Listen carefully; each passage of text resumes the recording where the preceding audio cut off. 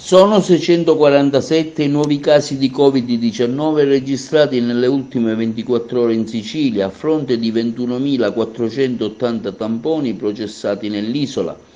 L'incidenza sale poco al di sopra del 3%, mentre ieri era al 2,3%. La Sicilia torna così in testa a nuovi contagi giornalieri, seguita dal Veneto con 445 casi e dalla Lombardia con 443. Gli attuali positivi sono 18.416, con una diminuzione di 817 casi, i guariti sono 1.449, mentre si registrano altre 15 vittime che portano il totale dei decessi a 6.756. Sul fronte medico ospedaliero sono adesso 656 ricoverati, 30 in meno rispetto alla giornata precedente, mentre in terapia intensiva sono 82, ben 10 più rispetto al giorno prima.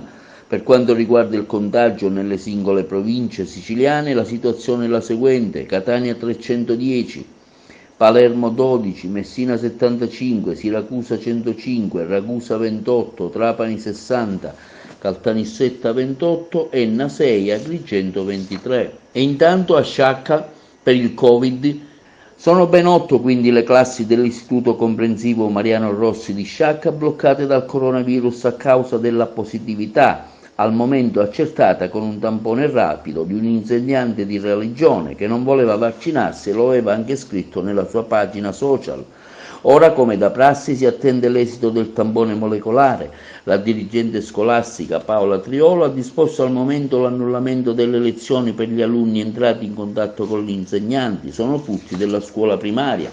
In caso di accertata positività al test molecolare, i bambini e le loro famiglie scatterà la quarantena con conseguente didattica a distanza. Intanto l'ASP di Agrigento è impegnato a effettuare il trattamento dei soggetti entrati in contatto con il docente di religione, non solo alunni, ma anche insegnanti, almeno 4 infatti docenti che rischiano la quarantena.